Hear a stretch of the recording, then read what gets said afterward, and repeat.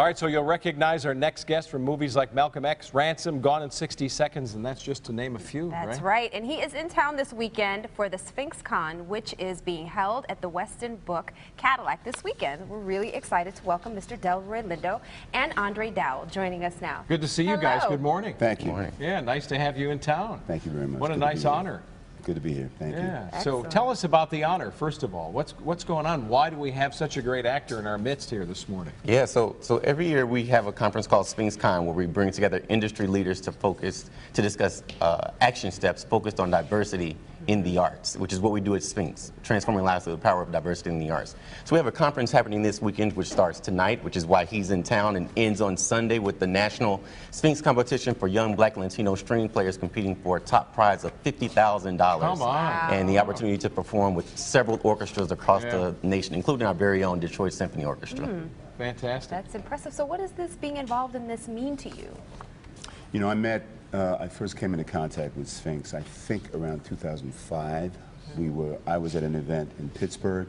They were performing, and there was a quartet that was performing, and they were extraordinary. It was four stringed instruments, and they did a rendition of Take the A Train. They did a number of things, but I remember Take the A Train, and it was beautiful. They invited me to their annual concert at Carnegie Hall the following few months from the time we were in Pittsburgh. And I've intermittently been involved with Sphinx ever since that time. Okay. And I did the SphinxCon 4 years ago, I think. And they contacted me a few weeks ago and asked me to come back, and they wanted to have me sit down and do an on-stage conversation with Aaron Dworkin, who is the founder of Sphinx, and I said, sure, I'd be happy to come. Yeah. And they're giving me an award, I hear. A little something. But that's not why I came. Way too That's not why I modest. came. So you've had so many great iconic roles. Talk about your career with actors. You have any favorites? I mean, it seems like a trite question, but do you have guys you've worked with? No, because the names are huge. It's not a trite question. It's always difficult for me to pick one. However, I would say that Malcolm X, the film Malcolm X, directed by Spike Lee, is one of my favorites. For one, because after years of working in the theater as an actor, a New York theater actor, that was the film that introduced me to a wider movie-going audience. And as a result of that, I did 2 other films with Spike, and that kind of launched my film career. So Malcolm X, the film Malcolm X, always has a special place in my heart. That was just on the other night, as a matter of fact, I watching heard. you as West Indian Charlie. Archie, West Indian Archie. Yes, that was good. Yes. That was really good. It's a wonderful film. It's a very underrated film. I think I'm seeing a clip, right?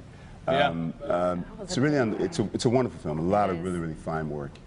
So what about working with actors? Do you have favorites there? Not just your favorite start, because that Spike Lee launch was critical for you. But It was critical. But along the way, so many other great actors you did. It's hard to pick. It was really wonderful to work with Denzel, just because Denzel and I had gone to school together. We were both at a place called the American Conservatory Theater in San Francisco. So it was wonderful he and I got the opportunity to work together. You know, there have been a lot of fine actors that I've worked with and had a really, really good time. But because of my particular history with Denzel at that time, it was special that he and I got to work together. So you've played a lot of good guys and bad guys. Which is easier? Which one do you prefer? Yeah, you play heavy pretty well. Yeah. I mean, You know, as long as there's conflict, you know, it's said that conflict is the essence of good drama. And oftentimes it's more fun to play the bad guys, but the most important thing for me is the writing, and that the characters be well written and hopefully as three-dimensional as possible. So stage or movies? Honestly, I'm a theater person. I come from the theater. I worked for many, many years before I started doing film. And so I would say that theater is my first love. I mean, the fact of the matter is that once you get a family and you have responsibilities, it's very difficult to make a living in the theater. But creatively, nothing replaces that immediate on-stage rapport that you have with your fellow actors and the audience. And so I would say that if I had to choose, I would say theater. And Andre, you're sitting next to this man. I mean, what a great inspiration for your audience and a mentor to so many. Then, because this has got to take SphinxCon and you move it to a different level when you have someone. Well, this is not false modesty. I really want to say that Sphinx has traditionally had an extraordinary impact on many of the young people and adults that they have come into contact with. You know. And frankly, I think that the work, it's difficult to compare, but the work that Sphinx does is extraordinarily important. Yeah. And, you know, we use that term, you know, bringing diversity to the classical music realm. But the fact of the matter is, their work is critically important. Yeah. Because they strive to change the complexion, figuratively and literally, of many of the orchestras in this country.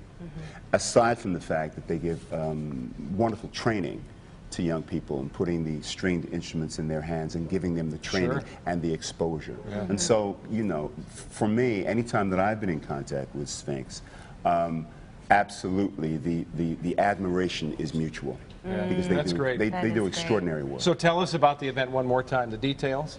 So it starts today at the Westin Book Cadillac at 3 p.m. and goes until tomorrow. Delroy will be interviewing with Aaron Dworkin tonight. That's this evening. At 8 p.m. And it ends on Sunday again at the Orchestra Hall in Detroit, Michigan, with the finals concert for the nation's top Black and Latino string musician soloists who will be performing for $50,000 top prize. Fabulous. Good to Thank see you you. both so Thanks much so for much. being here. Thank you.